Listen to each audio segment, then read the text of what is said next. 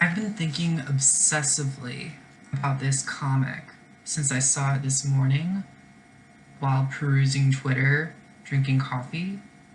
It's there's a teacher in a school and she's teaching something history related, presumably, that she has up on the whiteboard written out critical race theory. And one of the students in the class has raised his hand and is asking the question, if it's about teaching historical truths, then why is it called theory? And there's so many different problems here, actually, and something so simple, something deliberately designed, written by this person as if it's this, moment of juxtaposition that's supposed to be clarifying, that almost any high school teacher who had that encounter, who has that encounter, given how things are shaking out, that this is an inevitability, something like this is going to happen. Almost any teacher who actually understands and cares about history is going to be delighted at getting that question, because there is this entire thing within history about that it's not just a list of dates and events. It's not a dry, just annals of what has happened according to a given figure. That's not what history is. History arose out of an effort to move past those kinds of structures and systems and actually interpret and put a lens and a framework over the record that exists, or find contradictions within a given record, or compare a couple of different records with each other. That's the whole field. That's the whole point. So almost any teacher who really understands, and I don't mean like someone who wishes that they had gone off and written whole books, and gotten a graduate degree, or probably they did get a graduate degree even if they're teaching high school. But it's not even necessarily like a very small group of people. Almost anyone who took this field significantly enough as an undergraduate that they became a teacher in high school at a minimum, but even middle school and probably elementary as well in the United States. You have someone who seriously enough went after historical knowledge as an undergraduate, that they would have that understanding, they would be invested in that understanding, and they would jump at the opportunity of this question, which is its own hilarious cherry on top to this problem. But then just within the question itself that this person put upon a student in the classroom,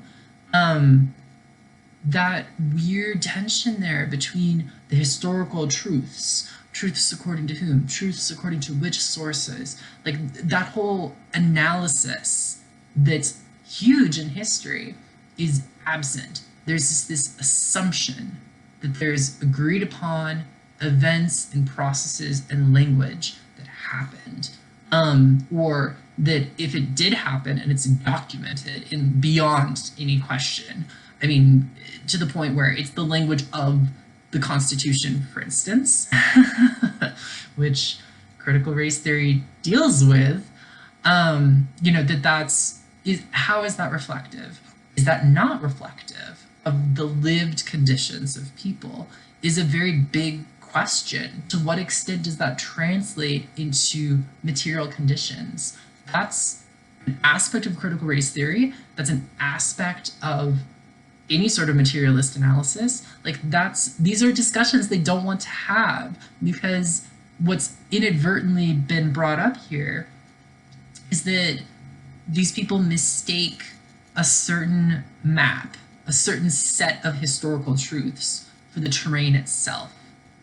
And they don't think that there's any interpretation process. And it's interesting because we're having this discussion around history, and it's especially obvious here because the entire field is a matter of interpretation. That's the reality of it as an academic study. That's what it is. You make a narrative, a history, out of the annals. That's how it works. But because we're talking about that, it's especially obvious that these people are afraid of interpretation. They're afraid of this process of analyzing, of putting things together and seeing what patterns emerge, what systems suddenly crystallize in front of you when you do that sort of a process. Like, that's not something that they're comfortable with, and they need to imagine a world where that's unnecessary or even impossible, that there's simply facts, and that the extent of interpretation that you have is you either deny them or you embrace them, that it's binary, the universe. There are lies and there are truths. There aren't these kind of like tensions of, a description of the Americas, for instance, the description of the United States saying that white supremacy informed our society. That's complicated. How did it inform it? What were the limits of that? That there was still immigration permitted of people of color under certain circumstances. Did that serve white supremacy? Did that threaten white supremacy?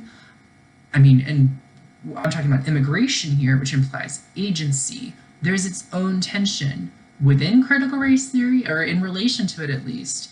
There's its own tension when we talk about the Civil War, about whether abolitionism was necessarily informed by wanting better living conditions for Black people or wanting there not to be Black people, whether they were enslaved or free in an area. That's a complicated discussion that people aren't prepared to have in a lot of cases, but that when we try to interpret history, you get into these kinds of thorny discussions about what was the prerogative, what was the motive, what was the underlying intention.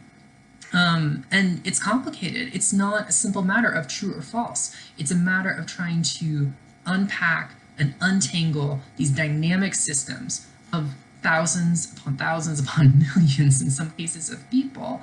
And this isn't to say we can't reach certain conclusions, but that it's very convenient that the people who seem to want to not have to deal with any of the conclusions about white supremacy, about patriarchy, about capitalism, about settler colonialism, about any number of different systems and labels and structures that we can talk about, that they don't want to talk about any of it. And so they've kind of isolated themselves from a certain set of facts that they think are inaccurate or incomplete or distortions or what have you. But beyond that, they're uncomfortable with the even concept of analysis, I guess, that to interpret things is a thread. It's astounding. It's astounding to see this. And I think a lot of people will fall into a very rote way of interpreting this as anti-intellectual, and that's what a lot of people were doing this morning, saying that this is the exact same thing as when, circa 2005, people were very similarly saying like, oh, the theory of evolution. So it's just a theory. And there's an element of that going on here, but there's an admission that's so much bigger and so much worse here about how these people think. And a lot of it is tied up in the fact that they don't understand what history is as a process and as an academic field. But this is astounding. It's astounding. This is a grade school level understanding of history that a lot of people have. And it's not like it's a huge failing or something, but it says something that an entire block of the political discourse in this country can't move past this and is terrified of moving past this. Like, that's what comes across most clearly in this, is that actually having to debate and discuss things is anathema to them. They can't have a discussion. They can't, because they'll lose. That's where they are. And we're supposed to humor them. We're supposed to entertain that. That's ridiculous. It's just, my entire brain this entire day has just been eaten up by this. That this is beyond the pale.